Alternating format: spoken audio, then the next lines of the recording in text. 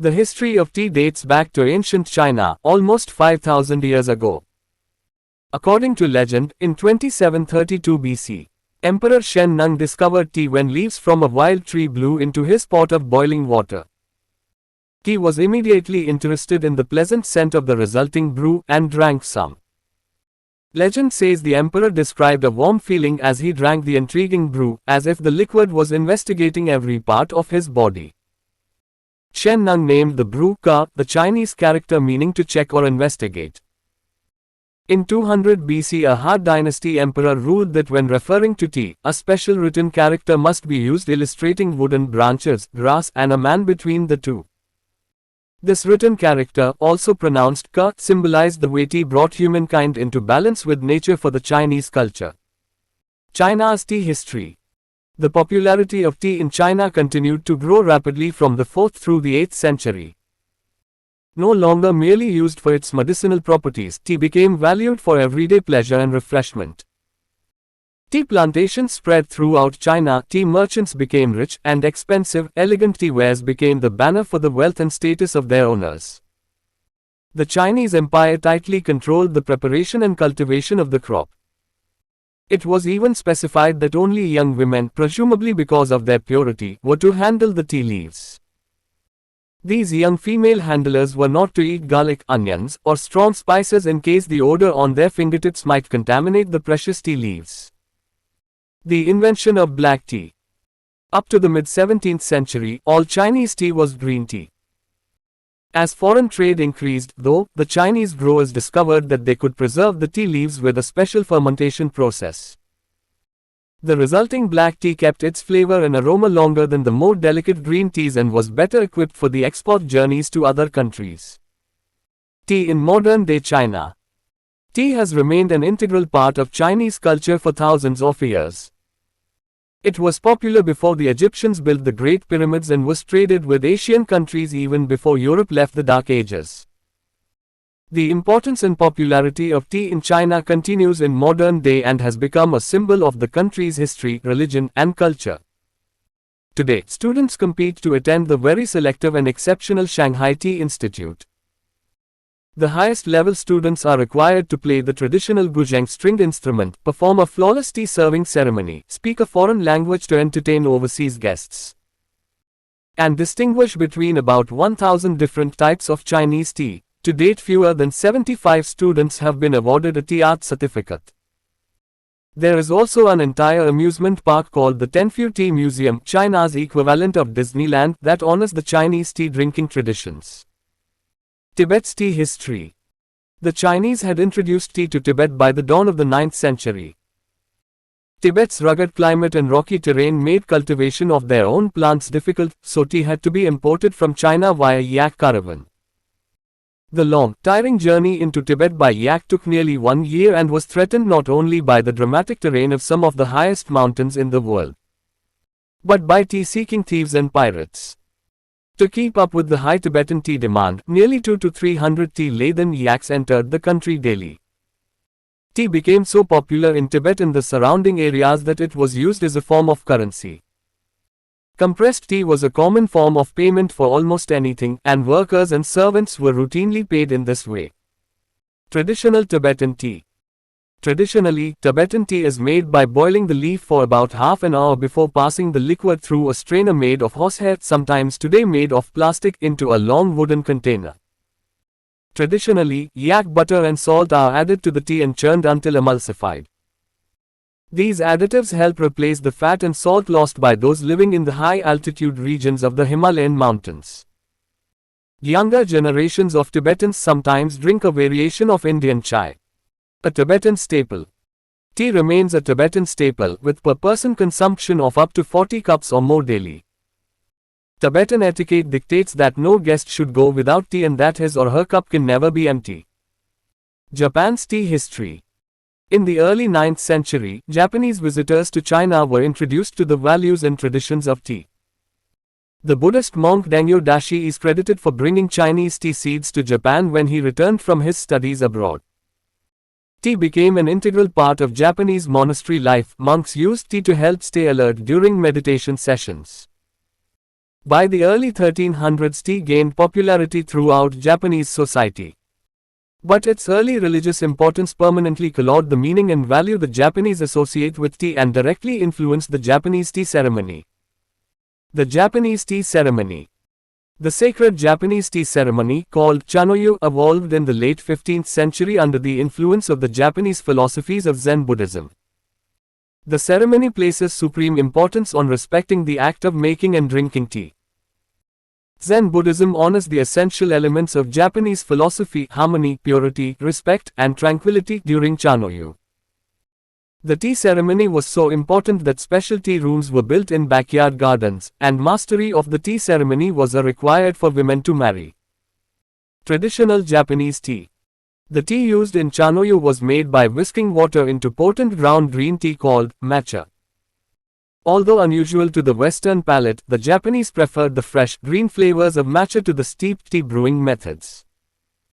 Steeped tea became popular again in Japan in the late 1730s when experimental tea processors discovered that steaming the leaves to stop fermentation produced a greener and more flavorsome tea that more closely resembled the fresh, potent flavors characteristic of matcha.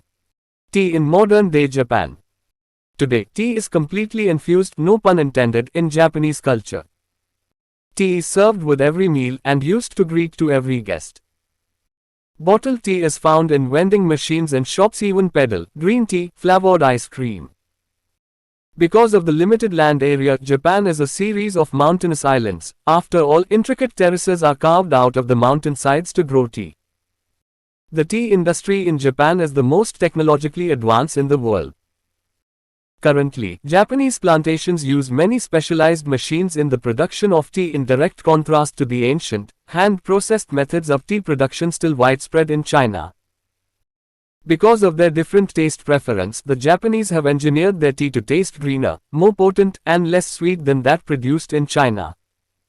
Russia's tea history. In 1618, the Chinese presented a gift of tea to Tsar Alexis of Russia. Everyone was curious about the new beverage and tea quickly gained popularity. A camel caravan trade route emerged to transport tea into the country. This caravan covered 11,000 miles and took nearly 1.5 years to travel by camel. To keep the tea-hungry Russians satisfied, nearly 6,000 camels, each carrying 600 pounds of tea, entered Russia each year. In 1903, the camel caravan was replaced by the famous Trans-Siberian Railway, which slashed the transportation time from 1.5 years to just over a week. Europe's tea history. The Portuguese and Dutch first imported tea into Europe in 1610. Rembrandt was just 4 years old. England's dance with tea did not start until 1662 when King Charles II married the Portuguese Princess Catherine of Braganza.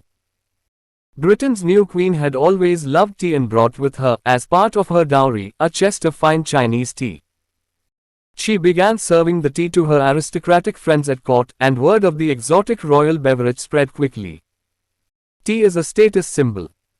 As an imported luxury, only the wealthy could afford to drink tea. The least expensive pound of tea available cost the average laborer about a month's worth of wages. The lofty tea prices made tea highly fashionable and elitist. The ability to serve and drink tea with elegance and skill marked social status and indicated good breeding and intellect. To that end, many wealthy 18th century English and Dutch families had paintings made of the family having tea. The afternoon tea. Afternoon tea, still a popular British institution, is credited to Anna, the 7th Duchess of Bedford, who complained of the long gap between a light breakfast and a late evening meal. To appease her cravings, she advised her maid to bring a pot of tea and light refreshments to her room. Anna soon began to invite friends to join her for afternoon tea, and the trend spread quickly. The high tea. High tea is a very much a different thing than the afternoon tea. High tea, though it sounds more elite, is actually a 19th century working class custom. High tea is served later around 6 p.m. and consists of a full dinner meal for the common people. High tea is served alongside meats, fish or eggs, cheese, bread and butter, and cake. High tea is more of a man's meal, while afternoon tea is more of a lady's social diversion. The role of tea in globalization.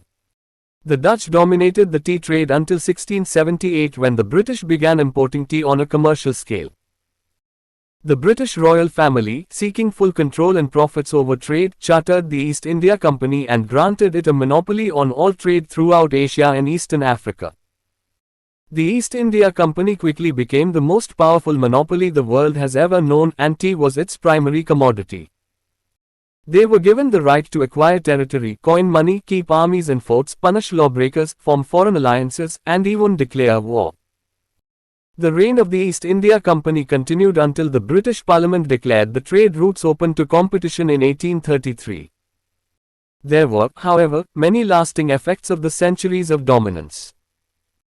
The British East India Company changed the world. They claimed Hong Kong, Singapore, and India as British colonies and prompted a global economy, all because of tea. India's tea history. The Opium Wars. As tea consumption grew, Britain's exports could not keep up with the demand for tea imports.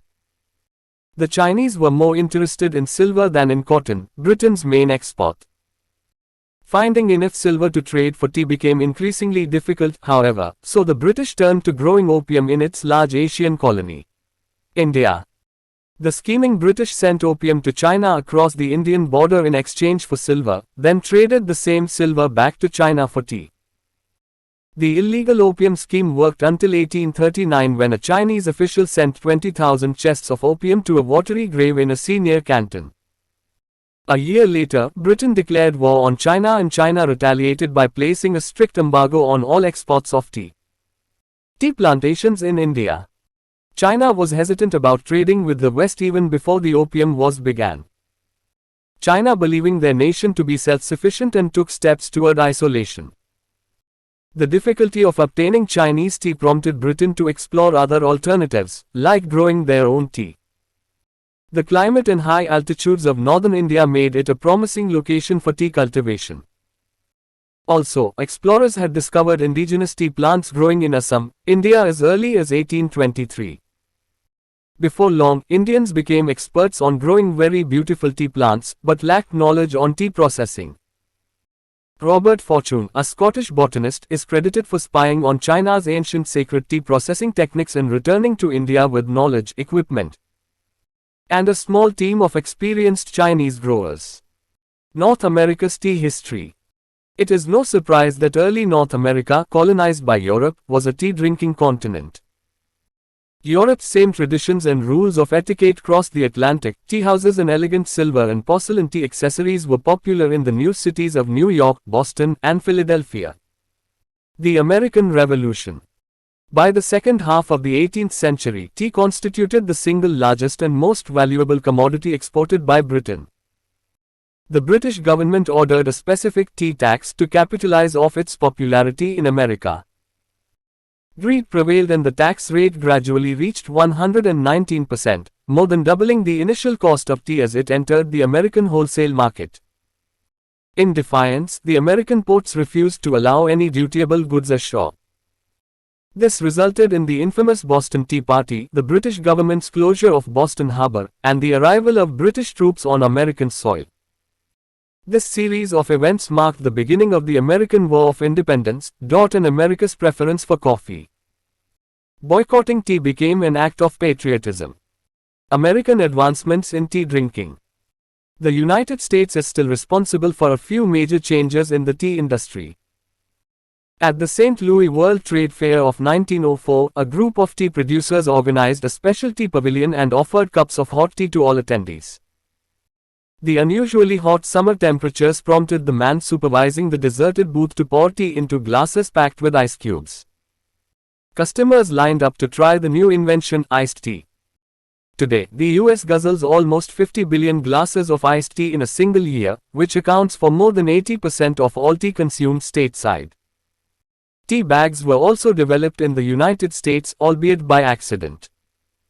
In 1908, a New York tea merchant sent samples of his product sealed in silk bags to restaurants and cafes throughout the city. After some time, he discovered that the restaurants were brewing his tea directly in the silk bags to save time.